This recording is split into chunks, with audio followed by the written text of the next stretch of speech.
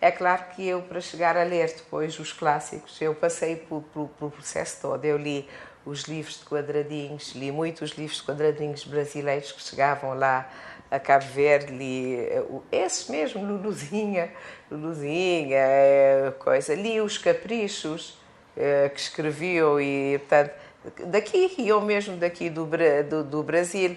Li toda aquela literatura também do Enid Blyton, essas literaturas, os 5, os 7, essa literatura mesmo para adolescentes.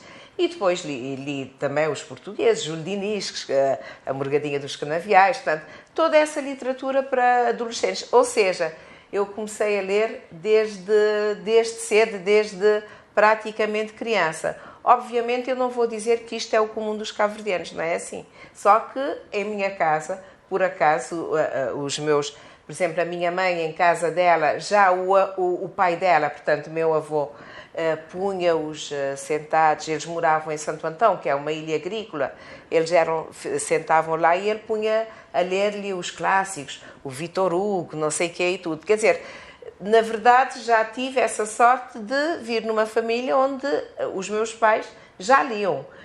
Por exemplo, os meus filhos, os meus netos, eles leem desde que são crianças. Começaram com as histórias infantis todas e as outras. Mas é evidente que não vou dizer que esse é o processo normal em todas as casas cabo-verdianas, não é? Porque, na verdade, nós até a independência tínhamos um alto nível de analfabetismo.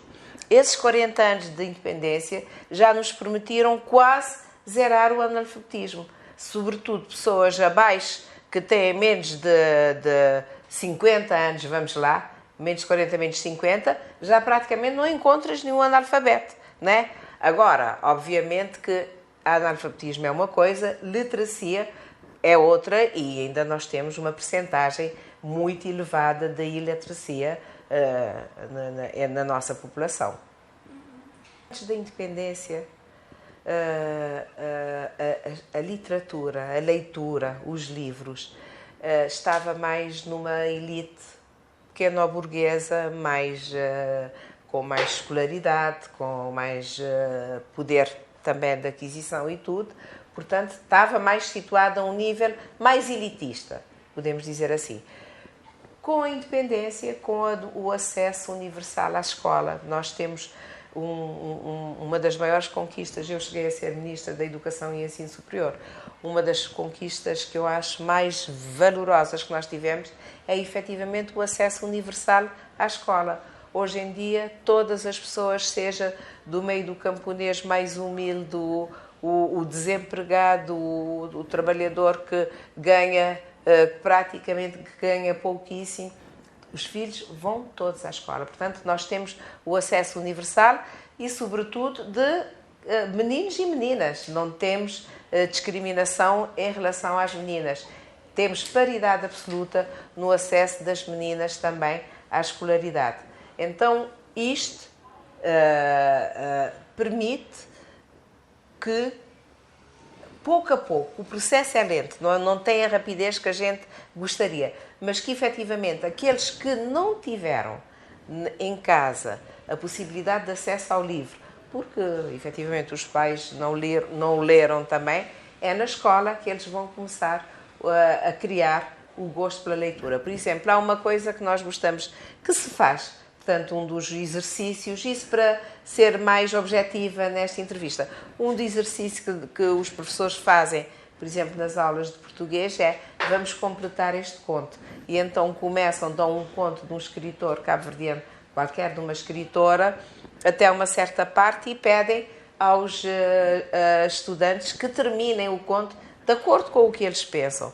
Também a visita, vão muitos, eu, por exemplo, gosto de escrever, eu sou muito convidada pelas escolas e pelas universidades para ir falar com os alunos. Portanto, fazer, digamos, esse contacto do aluno com o escritor, e muitas vezes isso ajuda também. Eu diria que estamos no momento de estar a plantar práticas que possam ajudar a desenvolver cada vez mais o gosto pela leitura na juventude cabo-verdiana. Eu, na verdade, no tempo em que eu era criança, eu frequentei muito a escola, eu frequentava a Igreja Nazarena, e a Igreja Nazarena tinha tinha para as crianças a escola dominicana. Aos domingos de manhã íamos para a igreja aprender a dizer poemas, escrever poemas, enfim, fazer e outras coisas. E eu gostei, desde sempre gostei de escrever pequenos poemas, assim, muito místicos, muito ligados à natureza, a Deus, a não sei o quê, que eu rasgava por vergonha, porque na altura em que eu era criança não se estimulava, é incrível, não se estimulava as crianças a escreverem, nem as pessoas a escreverem. A gente escrevia, eu escrevia e depois sentia vergonha por estar a escrever e rasgava. Ainda era efetivamente nesse período.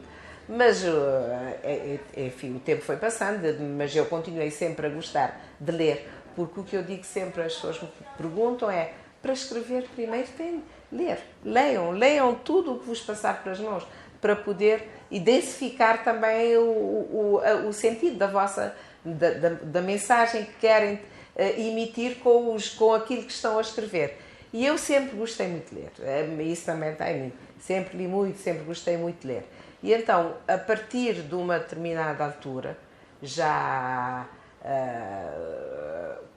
com maior abertura até da própria sociedade, e nós também a forçar um bocadinho essa abertura, porque então, se fosses mulher, aí é que não escrevias. Eu fui, embora nós possamos encontrar na história da literatura cabo-verdiana várias outras mulheres, por exemplo, antes de mim, mas não tinham praticamente visibilidade. Não lhe era dado, praticamente não lhes era dada a palavra e não tinham visibilidade.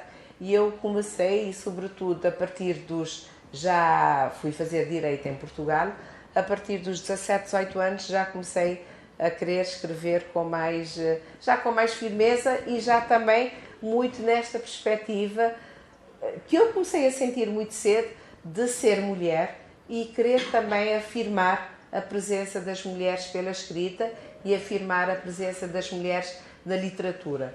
Eu tenho um dos meus livrinhos de poema, chama-se Preces ou Súplicas ou Os Cânticos da Desesperança, que retrata muito um determinado período da minha vida muito ligado aos direitos humanos, à questão também da emancipação da mulher, que é uma questão que continua a permear também a minha escrita. Eu acho que cada vez que eu escrevo um romance, por exemplo, o meu último romance, A Matriarca, as pessoas dizem, os teus romances tens um que é a candidata, outro que é a matriarca.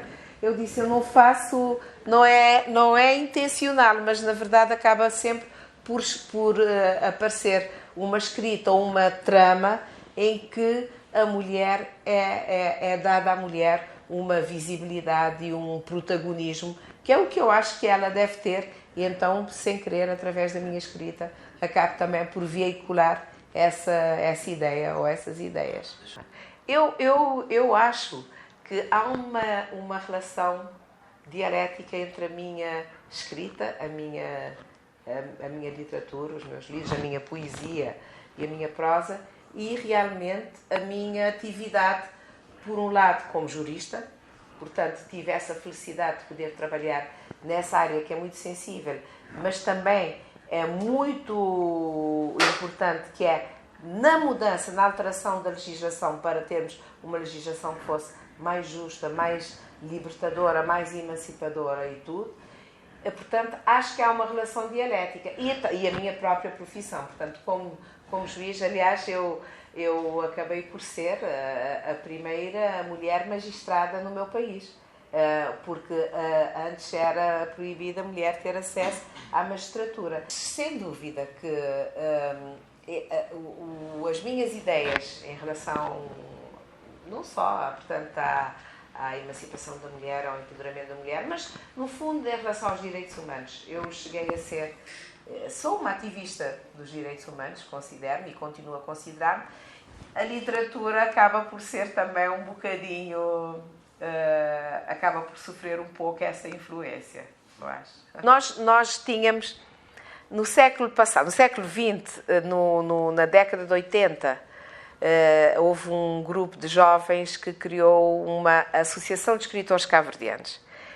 Digamos, essa foi a primeira entidade congregando os escritores que nós criamos em Cabo Verde, a Associação de Escritores Cabo-Verdianos. Claro, teve o seu papel. Eu, por acaso, também cheguei a ser presidente de um determinado período, né? Aquilo eram por mandatos da Associação de Escritores Cabo-Verdianos, e a associação editou uma revista. Fazíamos esse trabalho voluntário sempre, não é? De ajudar a criar o gosto pela literatura, pela escrita, ampliar esse gosto, não é? Torná-lo cada vez mais para todo o país, todas as pessoas, não é? Todo o povo cabo-verdiano. Entretanto, com os 40 anos de independência, nós achamos que realmente Cabo Verde já tinha dado alguns passos e que seria interessante então podermos criar uma entidade já mais sedimentada, mais não quero chamar elitista, mas que reunisse também os escritores que já tivessem alguma trajetória assinalável na literatura, porque o que nós pedíamos efetivamente era que tivesse livro publicado, que tivesse uma boa fortuna crítica, que tivesse eventualmente prémios literários e tudo, e criamos então em 2013, como disse bem, a Academia Cabo-Verdiana de Letras. O nosso primeiro presidente, e foi o fundador, e ele foi o grande incentivador e articulador da Academia, foi o poeta Cursinho de Fortes. Infelizmente ele já faleceu, mas ele é que nós começamos um punhado, foram 5 escritores que ele convidou-me a mim, a Fátima Betancourt, o Dani Spínola, o Filinto Tilísio e ele. Na verdade, nós é que começamos esse projeto. Foi uma aventura, efetivamente. Nós, os 5, começamos a reunir-nos, a ver os contornos, como é que seria, e depois de algumas reuniões convidamos mais outros escritores, mais 9, e fizemos um tal grupo dos 14, né, que efetivamente viemos a trabalhar nos estatutos e no dia 25 de setembro de 2013 já criamos a Academia com 40 cadeiras, com os imortais em cada cadeira e com os objetivos de ajudar na divulgação das letras e da literatura cabo-verdianas. A gente dizia e dizemos que o que nós queremos é valorizar o passado. Nós temos um passado literário muito bom, dignificar o presente, que os escritores possam efetivamente dar o seu contributo para esta nação cabo-verdiana, para aumentar, digamos, dessas suas fronteiras tão reduzidas que ela tem e enriquecer o futuro, porque incentivar outros, incentivar os mais jovens, aumentar, sobretudo, o edifício literário cabo-verdiano. Queremos fazer com que Cabo Verde tenha cada vez mais escritores, mais livros e que, se nós achamos, quando nos fundamos, se havia 100 páginas escritas, estou a dizer só para fazer, é quase que metafórico, mas se tínhamos 100 páginas escritas, queremos deixar 1000 páginas escritas, quer dizer, aumentar este edifício literário cabo-verdiano. E foi com o Cursinho de Fortes, efetivamente, que nós criamos. O primeiro conselho diretivo, o Cursinho de Fortes foi eleito presidente e eu fui eleita vice-presidente, mas por esses azares, ele ficou doente ao fim do primeiro ano e eu acabei por ser, durante um ano também, porque o mandato é de 2 anos, eu acabei por ser, durante um ano, presidente em exercício. No fim do segundo ano, fizemos então a Assembleia Eletiva e aí eu fui eleita presidente, portanto, já tenho 2 anos como presidente eleita e já estamos a ir para a Assembleia Geral, onde vamos eleger agora novos corpos sociais para a Academia. Mas acabei por estar esses 4 anos um bocado à frente da Academia. Não, temos algumas obras em crioulo, em língua cabo-verdiana, mas na verdade as obras em língua portuguesa são em muitíssimo maior número que as obras em língua cabo-verdiana. Só há um capítulo, há um capítulo onde temos sobretudo língua cabo-verdiana, que é as mornas, que são escritas para serem cantadas. Por exemplo, o Eugênio Tavares, o nosso Dia da Cultura Cabo-Verdiana, que é o dia 18 de outubro, é feito porque é nesse dia que ele nasceu. O Eugênio Tavares nós consideramos um dos nossos maiores poetas. Ele escreveu essencialmente em língua cabo-verdiana, em crioulo. As mornas dele, que são para ser cantadas, mas que também existem como poemas, e são verdadeiros poemas, são escritos todos em crioulo. Ele tem uma escrita em português, é mais a prosa. E a poesia em português não é assim tão bem conseguida. Os nossos trovadores, por exemplo, o Manel de Novas, este livro, eu abro com um poema do Manel de Novas e é em crioulo, como se puderem depois ver. Então, esse poema diz assim, e vou-vos dizer porque é que eu o ponho aqui, porque ele é um bocado o leitmotiv deste livro. Este livro, o título é A Matriarca, uma história de mestiçagens. E então, ele no poema diz assim, Papá bem flam que raça... Papá no cantar não tenho voz, mas ele diz, Papá bem flam que raça que nojé. E o pai responde, nos raça é preto mas branco, bornido na tempo. Ou seja, ele perguntou, pai, vem-me dizer que raça é que nós somos. E o pai responde, a nossa raça é branco e preto misturados com o tempo. E ele, neste poema, ele canta o que nós passamos, portanto, debaixo do jugo colonial. Ele diz, por exemplo, carregado na fundo porão de seis galera, de boste, de chicote, na jugo colonial. Explicou como é que é essa gênese do povo cabo-verdiano, que também foi transportado, por exemplo, de Cabo Verde para o Brasil, na condição, muitos deles de escravizados, no fundo das suas galeras, no fundo das suas caravelas, debaixo do chicote do jugo colonial. Mas ele conta tudo isto e, no fim, ele faz esta saída, que eu acho que é uma saída muito dessa esperança cabo-verdiana na vida, que ele diz... para no bem participar na construção do mundo, um mundo novo de paz para toda gente viver, história que já passar não pôr num conto à parte, não traz vingança e ódio de nosso coração. Ele diz o quê? Ele diz, agora vamos participar na construção de um novo mundo, um mundo de paz e de bem-estar para todas as pessoas e vamos tirar vingança e ódio do nosso coração. Quer dizer, fala de todo este processo de colonização, de escravidão e do que é que foi, mas agora vamos viver um novo momento, que no fundo é esse novo momento que nós queremos para a humanidade inteira, que seja um momento em que consigamos tirar os preconceitos, as discriminações, sejam raciais, sejam de caráter sexual, enfim, que possamos viver num mundo de igualdade e de triunfo, efetivamente, dos direitos humanos. Não tem crescido muito, não é um setor onde Cabo Verde tenha muito. Nós temos as histórias tradicionais cabo-verdianas. Por exemplo, uma das histórias muito bonitas, fascinante que nós temos é a história do Blimundo. O Blimundo simboliza, portanto, é um boi forte, negro, bonito, que trabalha para o rei, trabalha para o rei e consegue todas as riquezas do rei, mas ele vive preso. Um dia ele resolve arrebentar as correntes e fugir pelos montes e vales. E essa é uma das histórias tradicionais cabo-verdianas que é muito bonita e que influencia depois também na nossa escrita. Temos um do Tilobo e do Chibim, também, portanto, temos algumas histórias tradicionais, mas na oralidade. São histórias muito orais, porque, como eu disse, nós somos ilhas, sabe que as ilhas, com as montanhas, a escuridão da noite, as sombras que projetam, tem muito essa coisa de fazer crescer esse imaginário onde se projetam figuras fantasmagóricas, os gongons, as feiticeiras, as bruxas, as bruxarias e isso tudo.